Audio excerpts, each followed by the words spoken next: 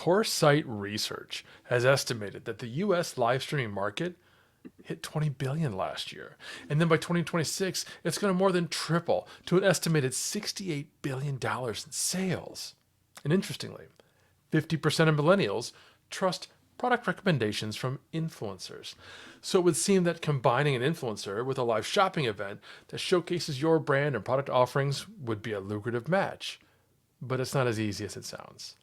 How do you get started with live shopping influencers? What kind of events should you arrange? How do you measure ROI? That's what we're covering in today's episode of Partnership Unpacked.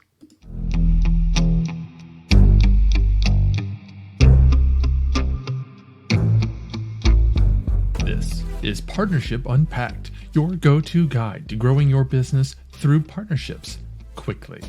I'm your host, Mike Alton, and each episode unpacks the winning strategies and latest trends from influencer marketing to brand partnerships and ideas that you can apply to your own business to grow exponentially. And now, the rest of today's episode. Welcome back to Partnership Unpacked, where I selfishly use this time to pick the brains of experts at strategic partnerships, channel programs, affiliates, influencer marketing, and relationship building. Oh, and you get to learn too. Subscribe to learn how you can amplify your growth strategy with a solid takeaway every episode from partnership experts in the industry. Now listen, we all know how powerful video is for reaching and engaging new audiences, and we all know how effective influencer marketing can be for transferring trust. So it makes sense that integrating influencers into your video, specifically live shoppable video, should be a successful and lucrative tactic for businesses. But wait, how are we supposed to produce live shopping videos? And how do we find influencers who can handle this new medium? Is this really a good idea? That's exactly what our guest today, Geoffroy Robin, is going to talk to us about. Geoff is the partner and chief operating officer at Livescale, one of the top live shopping platforms in the world. Livescale makes live streaming shopping possible for retailers and influencers, and it's used by big brands like L'Oreal and Lancome. He spent over 20 years in the digital ecosystem as an entrepreneur, innovation enthusiast, and a passionate voice for emerging technologies, and he's a wealth of knowledge when it comes to live shopping and the utilization of influencers, so you know I've got a ton of questions in mind. Geoff, welcome to the show. Hey, Mike. Thanks for the invitation. Glad to be here today. Great to talk to you. Great to talk to you in my studio. I was a guest in your studio not too long ago. Thanks Indeed. again for that. That was a lot of fun. Let's start by giving listeners some background on just what Livescale is and the role that you play there. Yeah, sure. So Livescale, as you said, is a live shopping partner. So basically what we do and how we work with our client is that we provide the platform, the technology, and also all live shopping services around this to make our clients successful when it comes to them embracing this new industry and this new trend of that is live shopping. So we go from sitting down with our clients, defining what the strategy, live shopping strategy should be about to match really their marketing objective, their brand DNA, to bringing them some talents, influencers, producers as well, if they need that for some support as part of the live shopping execution. And we have the platform that allow them obviously to create these live shopping events directly on their website and easily share them through social media as well. So Livescale actually helps connect influencers with brands. Did I hear that correctly? Yeah, correct. So actually, we have clients that come to us saying, okay, I know what I want to do when it comes to live shopping. Between you and I, that's a small percentage of clients today. Most of them really need some guidance because, and you said it as part of the introduction, live shopping is still new. So when you look at China, Asia, when you see this influencers doing like 14 hours of live streaming per day, so what I call non-stop live shopping, right? They sell products all the time. This is not what's happening in the rest of the world. So let's keep in mind that China, Asia is a very different landscape when it comes to live shopping than the rest of the world. What we've seen in the rest of the world when it comes to live shopping is really live shopping being handled by brands, retailers, media as well, media groups or publishers really are using live shopping as an awareness tool, engagement tool, and sales tools as well. And as part of this, so we have clients that again come to us saying, I know exactly what I want to do in terms of content. So what I need is your tech to execute this live shopping strategy. But again, that's a small percentage. Most of the clients today need some help and guidance when it comes to the content creation. So it goes from what should I do in terms of live shopping events, what should be the content, who should be the host, who should be the face. And to your point, Mike, it's indeed where we can help them. We have a pool of talents, so we like calling them talents because to go live, it requires specific skills. So for sure, when you look at influencers, you see many influencers being very successful on social media, TikTok, Instagram, and all the networks that exist. But doing live is very different from just posting a static picture. It's already a lot of work. Don't take me wrong here. Creating this community and this engagement building is already a massive work to be done here. But going live, again, it's something different. We all have this Janet Jackson moments in mind, right? So it's the fear of going live that all persons that are touching the live component have in mind. So yes, we are able to help our clients by bringing them some talents that come from social media, but also TV shopping channels like QVC, the shopping choice in Canada as well. So these persons have massive experience when it comes to live. They're able to obviously guide and be the voice of our client basically through this live shopping events. So yeah, bringing talents and also recommended what and who should be the host and the influencers that our clients can leverage on when it comes to their live shopping strategy. Now, I always had trepidation about going live, but I never, ever pictured it as a Janet Jackson moment. So we'll just put that aside for the moment. But I appreciate you laying out that additional detail on how you're helping brands actually source Yeah. influencers. That's a big pain point for B2B brands in particular, because you're right. Going live is different from other forms of content creation, other forms of communication with an influencer's audience. And Yeah. you mentioned uh, how different things are in China, in Asia. We've seen a little bit of that coming to the US with like Amazon shopping days and US influencers starting to go live almost all day long on Amazon. But how else would you say the live shopping industry has changed and evolved just over the past year or two?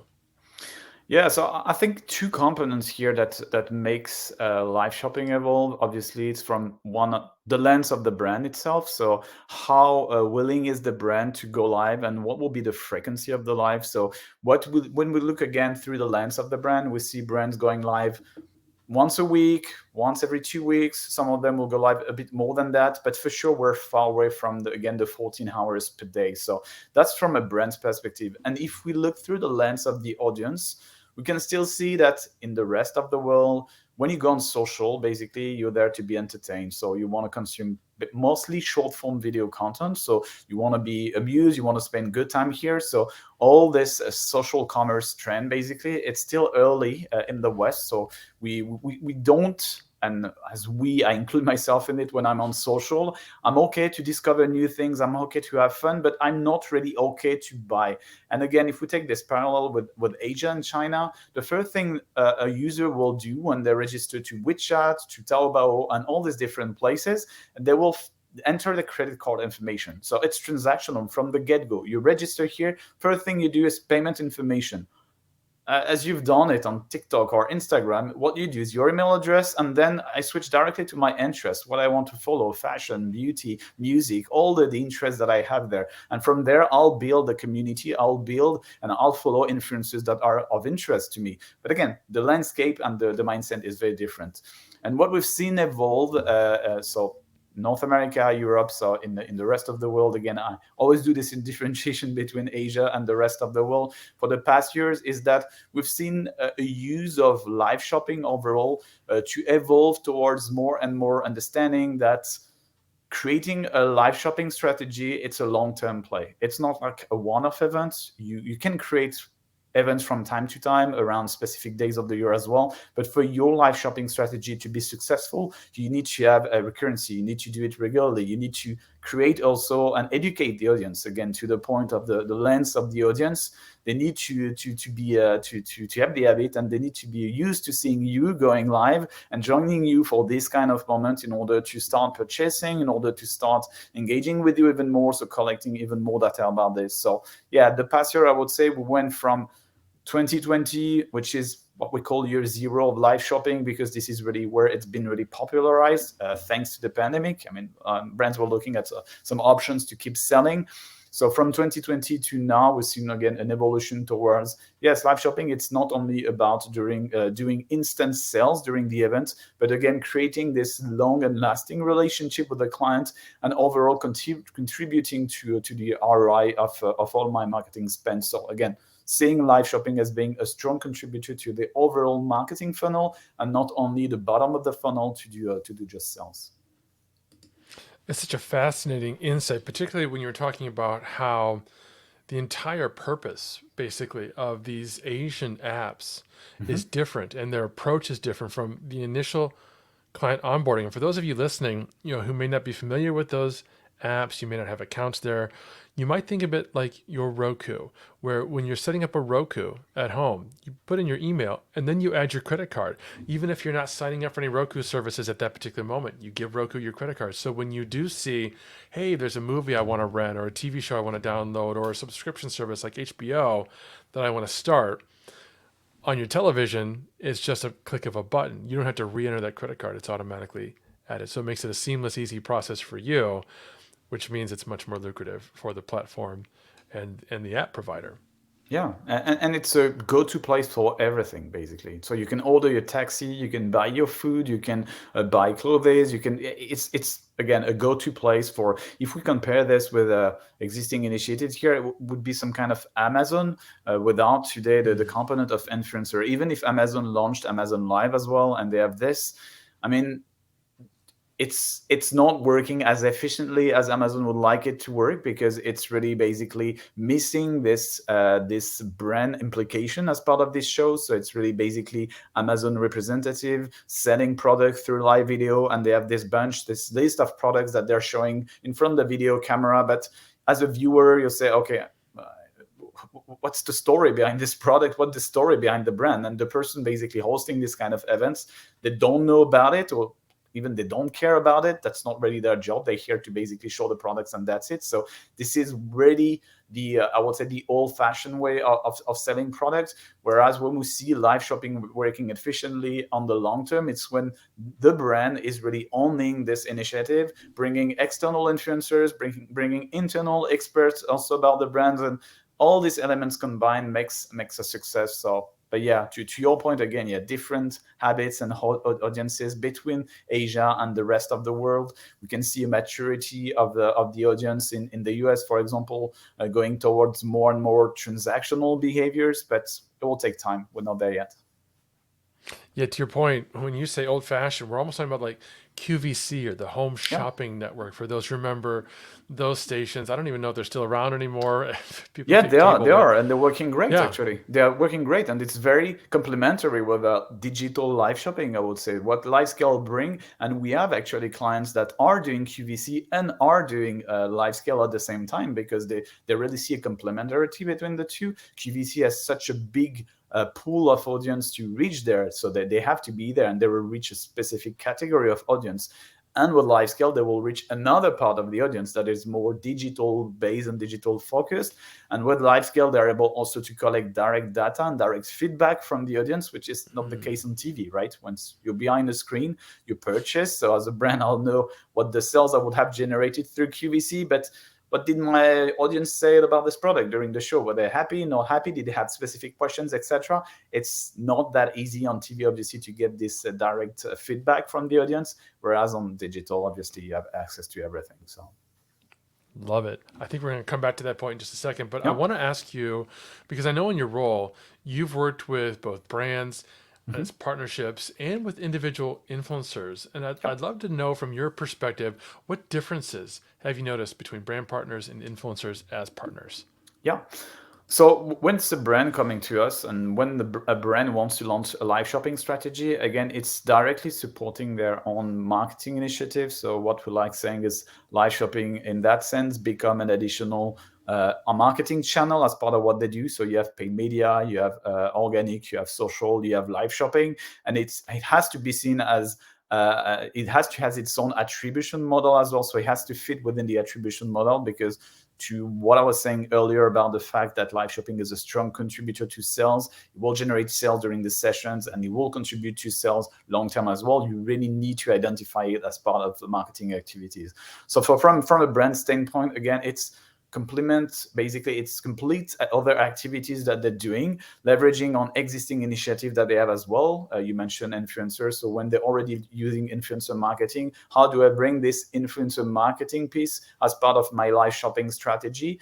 These live shopping events are also hosted on the website, so it enriches the user experience overall. When a viewer, a user, a client will arrive on the website, they have access to the static products, so the usual product pages that are on the website. They also have now a chatbot. They can interact directly with the client support, and they also have a live shopping where I can join on specific session and have this intimate and authentic moment with the brand as well. So that's really how live shopping is being used by brands already, again, to be an additional channel as part of their existing marketing strategy. From an influencer perspective, so either they already linked to the brand, so coming back to the brand model I was mentioning, they will work directly with the brand, and in that case, the brand will control all this. If the influencer is basically on its own and wants to do live shopping on its own, basically they want to use Livescale to generate sales for brands, the concept will be a bit different. Obviously, they will leverage on an existing audience. So if they have a strong audience on TikTok, on Instagram, so they will create their live shopping event with Livescale. They will insert the products of the brand they want to sell. So it could be one brand, multiple products from different brands as well. So they really have this flexibility here. And the model we see here usually is really affiliation. So affiliate marketing, so leveraging on live shopping to create more sales for the brands and the advertiser they're working with. But in that case, again, it's the influencer that is working on his own without, I would say, the brand in its ecosystem. Love it. And what I'm hearing is that all the technical challenges that I kind of alluded to at the beginning, Livescale is taking care of all that. You're embedding the live stream in your website, you've got the chat, you've got all that stuff that's happening, so that me as the producer, the brand, I don't have to think about that too much. Correct. And I love how you mentioned that it's creating an experience for the consumer. That's something that Lee Oden in a previous conversation and I, we were talking about from the influencer's perspective, creating a wonderful experience for them. Now here we're talking about creating an experience with influencers for the consumers, because it's that experiences that impact people and that makes it a lot easier for them to open their wallet.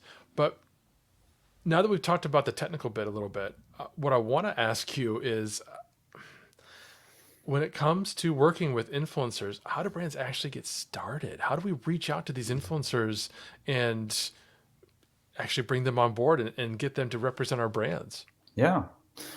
So, I mean, different ways. And so if we take a brand, for example, that already has a strong influencer marketing strategy, so if they want to bring these influencers as part of their live shopping strategy, so first of all, obviously, as I said earlier, not every influencer is able and has the skills basically to go live. So that will be, I would say, a first selection to be done among the influencer. So if they already have this relationship, it's just basically taking them to the next level of this relationship. And all the influencers that are working with our existing clients, when there are brands, it's always a great moment to have. As you said, it's bring even more to the relationship that brands already have with influencers because of this authenticity factor. When you're live, you can't cheat, right? You can't do multiple videos, pre-record multiple videos and redo this. No, you're live, so it's a one shot here. And at the end, it's beneficial for both the brands and the influencers. And for a brand basically that want to start a partnership and a relationship and building basically this relationship with influencers, obviously there's many influencers on social media, and that's also why at Livescale we've done this selection of talent specifically for live shopping. Because if you go out and start looking for influencers, obviously you have lots of great influencer marketing tools to filter and to look at specific profiles depending on your industry, depending on the audience that you want to reach here. So the first strategy will be to start using one of these platforms. To already start doing the first filtering when it comes to the type of profiles here, the audience you're looking at. Once you have this first selection, if you really want to do live shopping with these influencers, my recommendation will be obviously to discuss with Livescale or another partner in this ecosystem here to validate the skills, the life skills of this person here.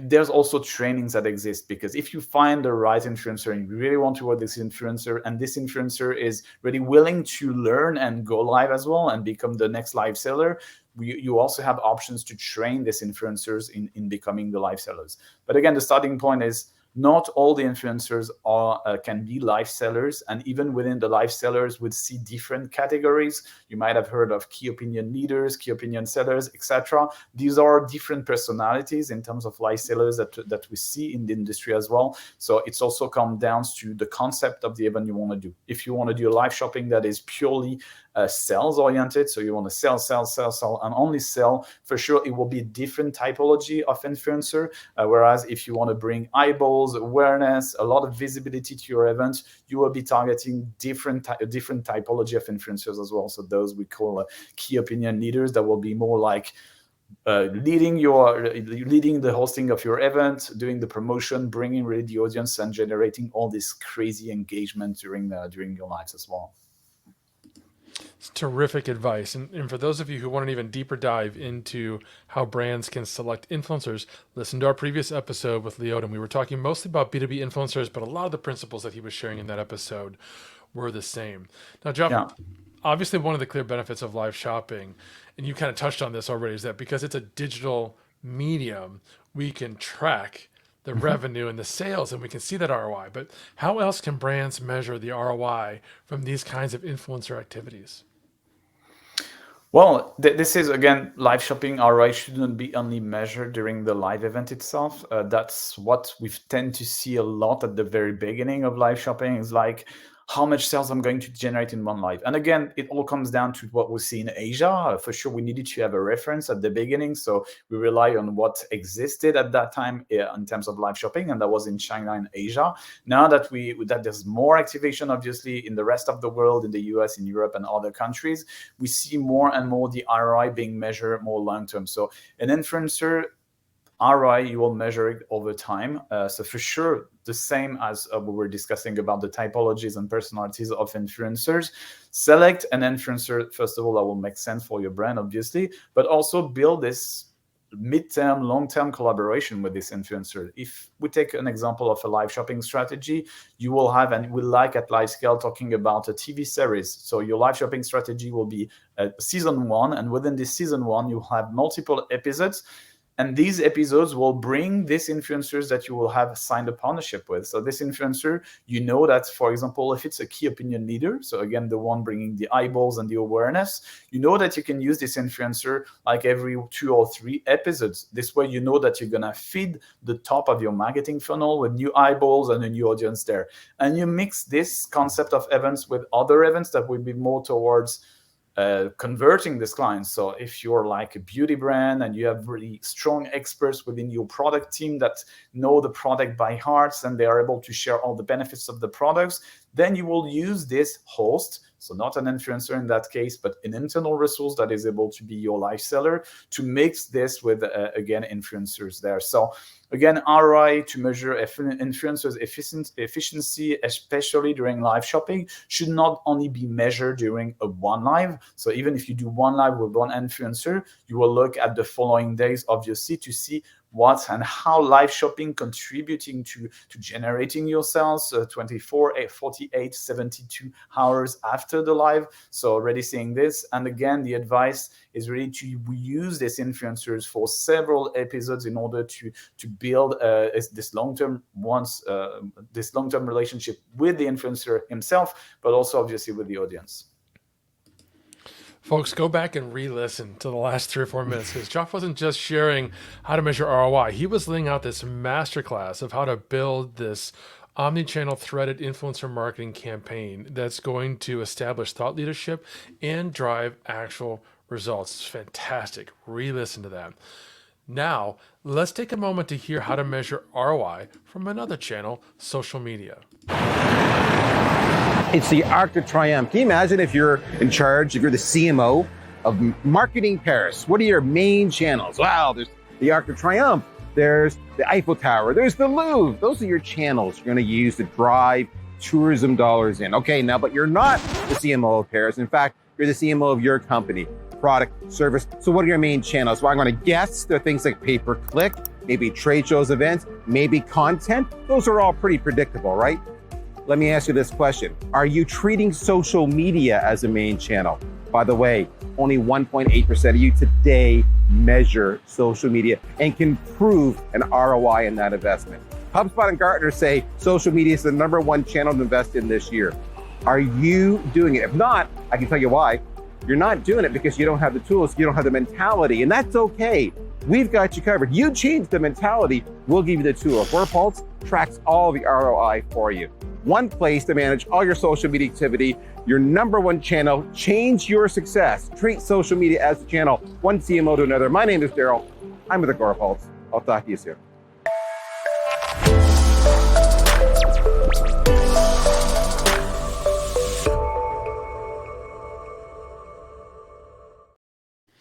All right, Geoff, this is so interesting. Can you share just like 2 or 3 examples of some of the influencer marketing initiatives that you've seen from brands recently that kind of grabbed your attention? And what was it that interested you? Sure. So I'll start with the celebrity. So the influencer celebrity, Jennifer Garner. So we're lucky to have been working with Jennifer Garner and her team at Once Upon a Farm. So it's a great example. So Jennifer Garner was actually the host of her first Once Upon a Farm event. And so you know Jennifer Garner, you know the following she can have on social media. And the interesting point is that she did not use Instagram to go live. She really used Livescale on the website to really drive this awareness of live shopping and create this event. So that's a good example of even a celebrity that has a strong community will not use social media to go live. They really want to go live on the brand property, on the brand website, using a platform that can allow her to do so. And that was, I think, an amazing event, and we saw other examples of that. A celebrity again relying on their team and their brand to really host the live on the brand website rather than on social, and leverage on social more to do the promotion and the activation part. So that will be my first event. And Jennifer, if you're listening to that, thanks again. Amazing experience. It was great. I watched it live, and I recall thinking that their in-studio production seemed to be pretty minimal. They were in a kitchen. I think they had like maybe 2 different camera angles, so 2 different cameras set up, and that was it. It wasn't that elaborate. Yeah, she co-hosted it with one of her partner within the company. So the product, for those who are not familiar with Once Upon a Farm, it's baby food basically. So it's a very, very specific, very niche product, but it also show the diversity what live shopping is bringing and touching in terms of industry and products. So that's again a great example here. Yeah, and just to give folks listening just a little added color, what Jennifer and her co-host did was they sampled the baby food products, and they were some pretty crazy. I don't remember the flavors, but it's not like apricots or anything like that. It's different. So they were sampling organic and showing what they thought. Yeah, and all organic products. Yeah, exactly. Yeah, very cool. Now, on the other hand, we all know we've had influencer marketing campaigns that can go wrong, right? What's the worst maybe that you've seen, and what could the brand have done differently? Yeah, well, at Livescale, we tend to see that among our clients, never something goes wrong. It's more about getting learnings of how you can improve. So again, it's a different way of seeing things. But what we've seen, though, is this client that absolutely wanted a big celebrity. It's not Jennifer Garner, I've just talked about her, so that's not who I'm talking about. So another client wanted to use a big celebrity, and we told them, don't use the celebrity. We don't think it's a good match for what you're trying to achieve there, because that concept was really about telling the story of the brand, and they were presenting actually a new collection of products. And we recommended them not to use this celebrity because there wouldn't be a good match from our point of view. And they still use this celebrity. So for sure, they got massive audiences, but that's not the KPIs they've set up in terms of success for the events. They were looking at a lot of engagement, a lot of on Livescale, you have lots of features like polls in order to generate data. So that's also one of the benefits of live shopping. For sure, you can sell, but also collect additional data about this.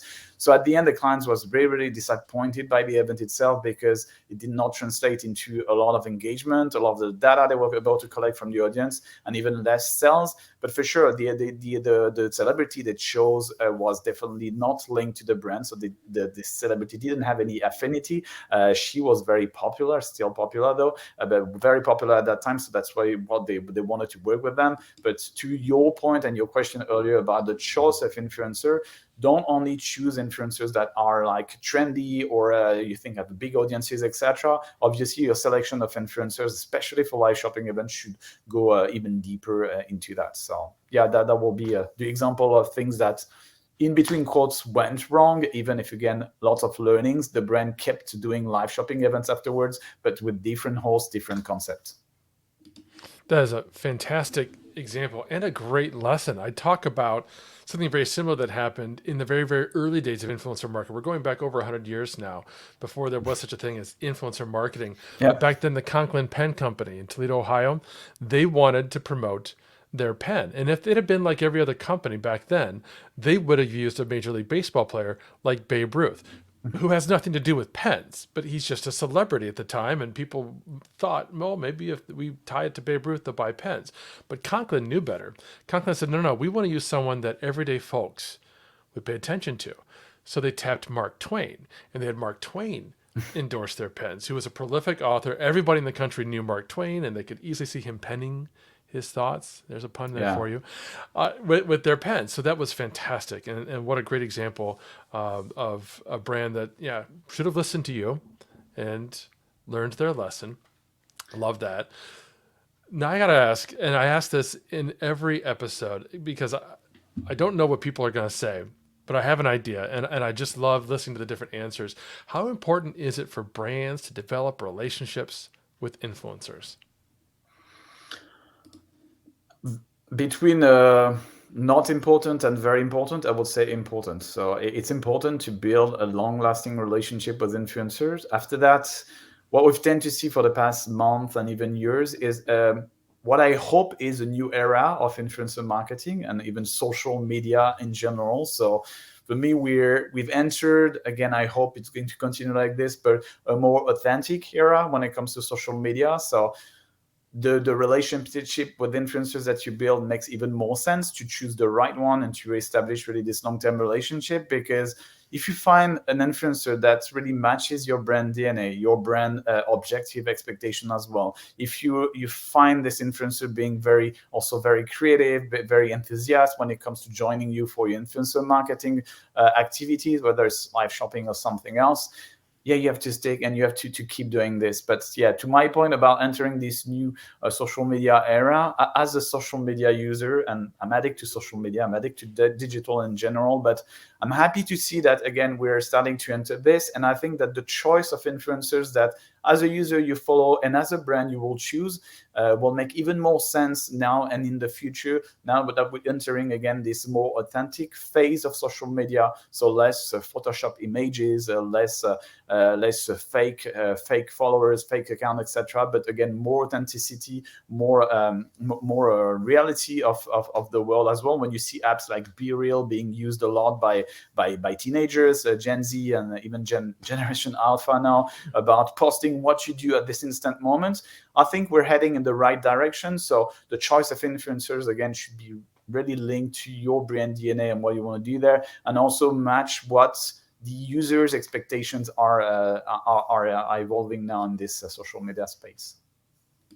I couldn't agree more. We are absolutely going into a new era, exactly as you described. Authenticity is so much more important today than it was before, and it's going to continue to rise in importance, which means developing relationships with influencers who can be an authentic partner for the brand is invaluable. Geoff, that's fantastic. What final advice do you have for brands who want to leverage influencers to reach new audiences?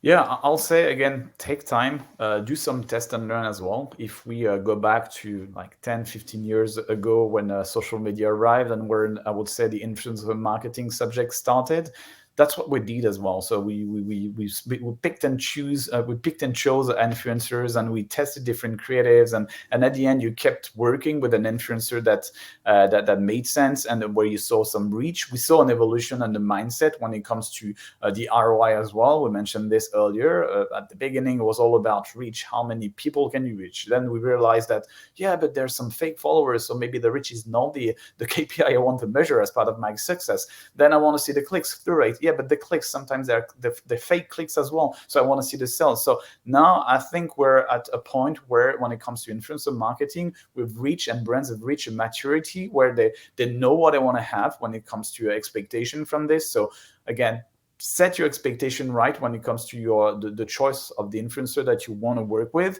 Make sure, obviously, that this influencer matches your brand DNA, matches your audience expectation as well, and then build this relationship over the long term. Because again, short-term ROI exists on influencer marketing, obviously, but it's more the mid-term and long-term ROI that you will be looking at while working with influencers. Such fantastic advice. Over and over again, you've been suggesting and imploring everybody listening to think long-term with your influencers. Love it. Can you tell folks where they can find you if they want to reach out and learn more about you or Livescale? Yeah, sure. So Livescale, you can find us on livescale.tv. So we have a website. We're obviously on social media, so Instagram, LinkedIn, Facebook, even TikTok. So yeah, you can find us there for sure. Feel free to reach out. Myself, you can see my first name, last name on LinkedIn as well. So feel free to connect on LinkedIn and ask any question there. And yeah, looking forward to discussing with you more about influencer marketing and live shopping in general. Really happy. Awesome. Thank you so much, Geoffroy. And thank you everyone else for listening. That's all we've got for today, friends. But please follow us on Apple. Leave the podcast review. Let us know what you think. We always like to hear from you. Until next time.